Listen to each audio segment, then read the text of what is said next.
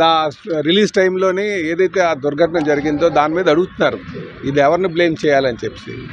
నేను ఒకటే చెప్తా, ఒక బాగా పాపులారిటీ ఉన్నటువంటి, ఎందుకంటే పుష్ప 1 హిట్ అయింది, పుష్ప 2కి కూడా హిట్ అవుతుంది అనే ఒక ఆలోచన ఉంది.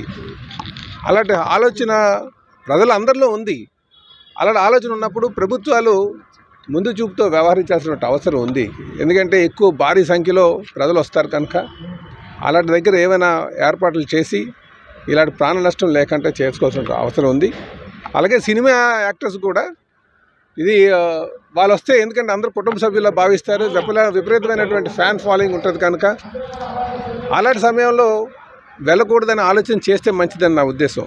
అయితే ఈ ఎపిసోడ్ మీద మనం ఎక్కువగా మాట్లాడుకునే దానికన్నా భవిష్యత్తులో ఇలాంటి ఉత్పన్నం కాకుండా చూసుకోవాల్సినటువంటి అవసరం ఉంది. ఇలాంటి సంఘటనలు, ఇలాంటి దుర్ఘటనలు జరగకుండా చూసుకోవాల్సిన అవసరం ఉంది. ఇప్పుడు ప్రధానంగా అందరిపైన ఉన్నటువంటి బాధ్యత ఏంటంటే ఆ బాధిత కుటుంబానికి అండగా ఉండి వాళ్ళని ఆదుకోవాల్సిన అవసరం ఉందని చెప్పి నేను తెలియజేస్తున్నాను.